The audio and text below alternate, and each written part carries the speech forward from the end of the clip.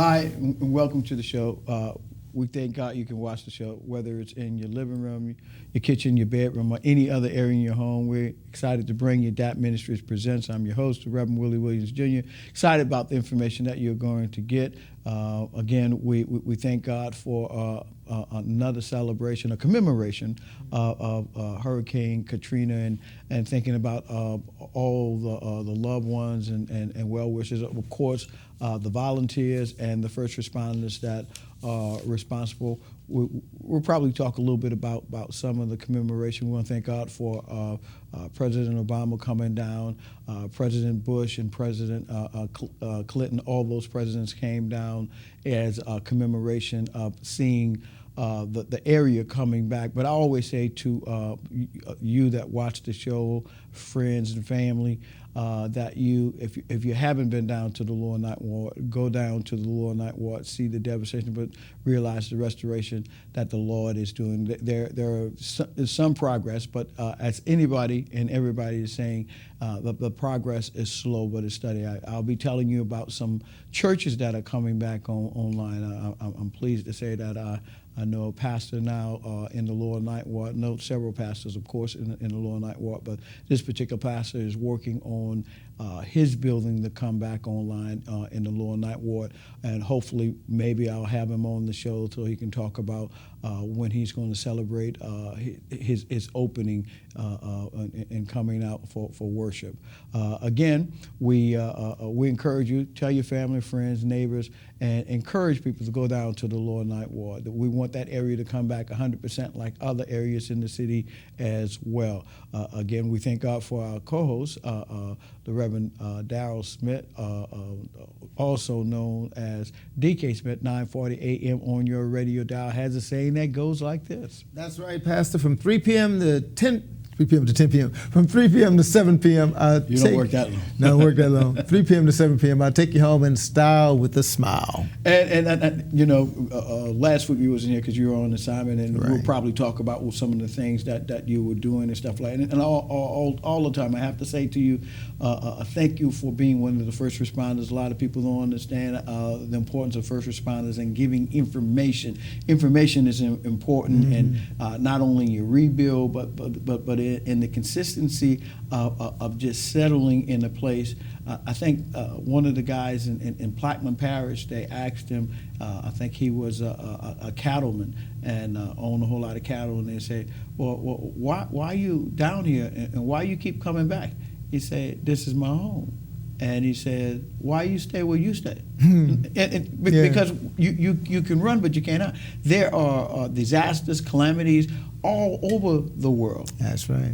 In this country and overseas. So where you going to go? That's true. Wherever you live, something's going to happen. You stay in California, they may have an earthquake.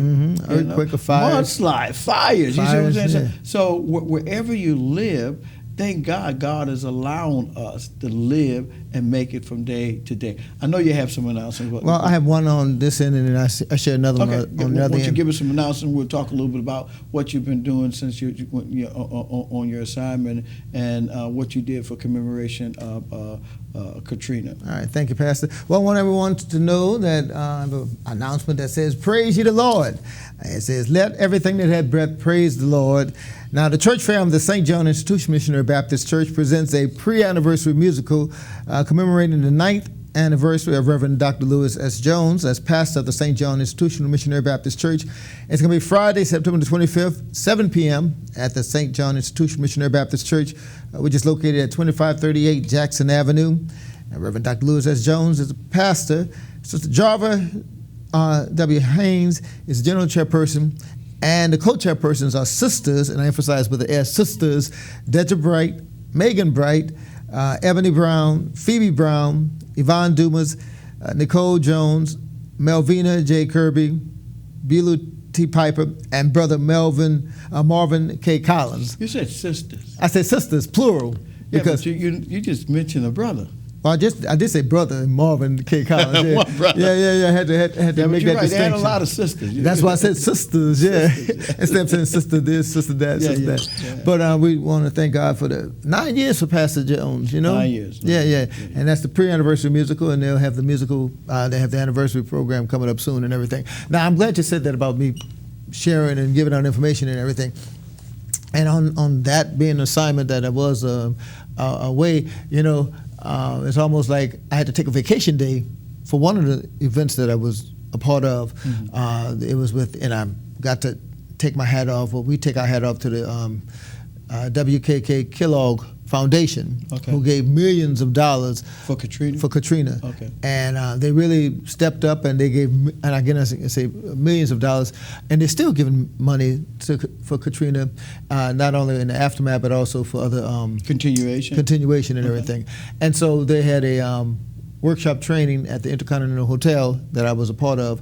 It was from 8:30 to 6:30, and on that Monday they had a reception, and author came with her book, thick book that they gave you and everything, and it talked about the Great Migration of how blacks left from the South and moved up north and everything. Now that had nothing to do with Katrina, though. No. But this is with the Kellogg Foundation. And in fact, I shared a story what the author said. She shared how he was from Georgia, and he was a young boy, and come to find out that he was going to move to Cleveland. And so his name was, they called him James Cleveland. You know, no, not James Cleveland. Not the singer. No, not the singer. Okay. But, you know, he said, well, he's going to move up to Cleveland. Let's change his name to Cleveland, in a sense, you know, James Cleveland. And so what happened was he had the nickname JC. And so as they moved up to Cleveland and everything, first day at school, the teacher assigned him, you know, like that. She said, what's your name? He said, JC. And teacher didn't understand that Southern accent and everything, so she started calling him Jesse. Instead of saying JC, she called him Jesse.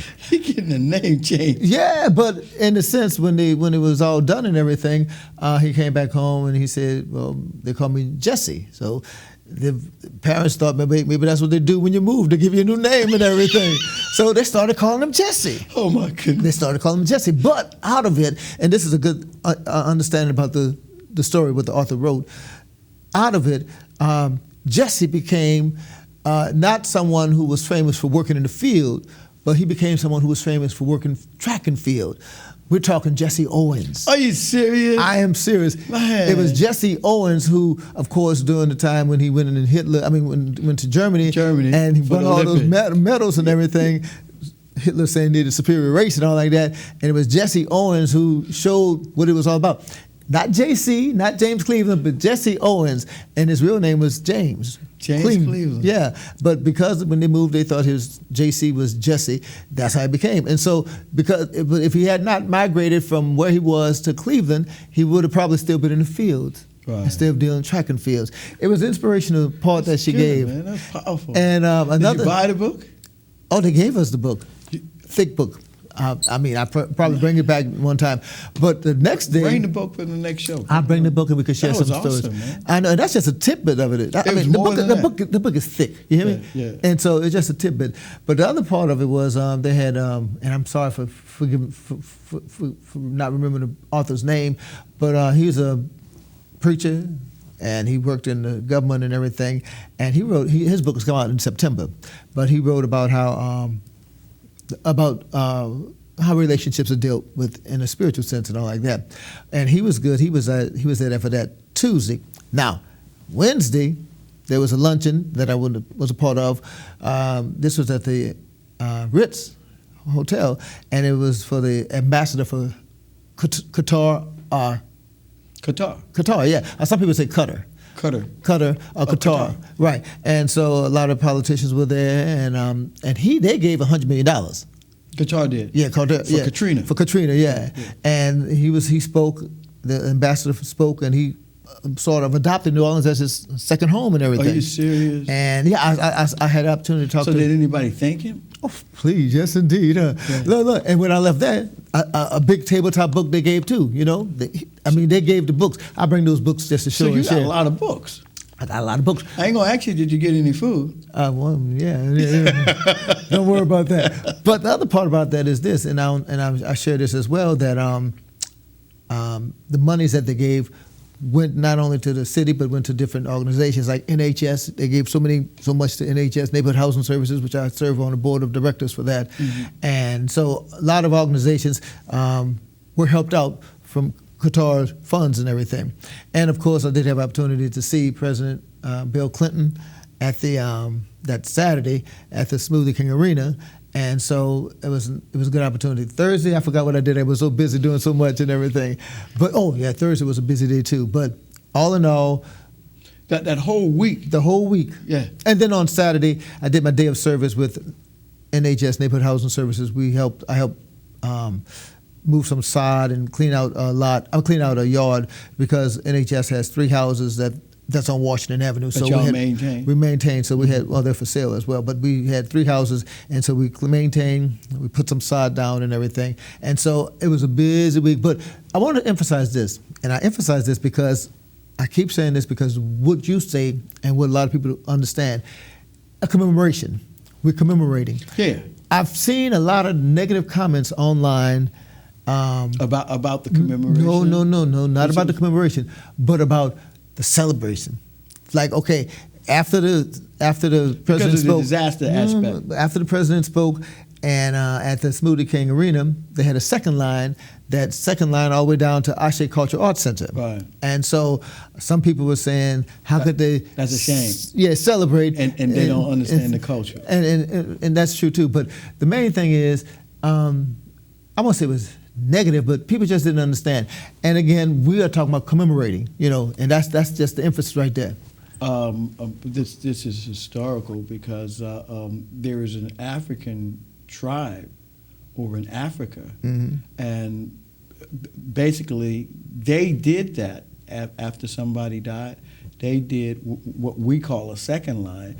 They celebrated in the streets. So they say that's part of their culture. They were so surprised to see it here in America, see it here in New Orleans. And so a lot of times people have questions about how people mourn or grieve for their loved ones. And I can tell you I met some African when I was going to college, and they say this is the way we do it, mm-hmm. and in relationship to our loved ones. And so this is some of the ceremonies that we do. And so they were not using it to debase or degrade, but they were using it to saying, I'm celebrating their life mm-hmm. now, even though they're passed on. I'm celebrating the goodness or all that they have did. So we're going to rejoice because mother, father, grandfather, uncle, whoever it was, lived a good life mm-hmm. For their understanding. We got to go to break. When we come back, I think you got another announcement, but we still want to talk about commemoration of Katrina because I think we're setting the pace for disasters. I'm talking about the city of New Orleans, the state of Louisiana, and I think we're learning something about disasters and learning how to improve and do better, that kind of disaster won't happen again. Stay tuned. We're talking to Reverend D.K. Smith. We'll be back in a minute.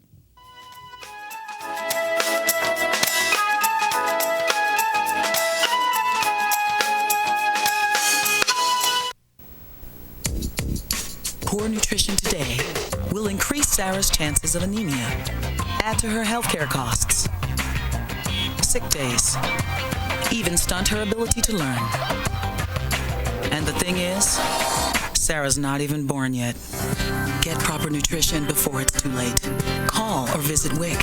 WIC provides nutrition information, healthcare referrals, even food. Your child has you, and you have WIC.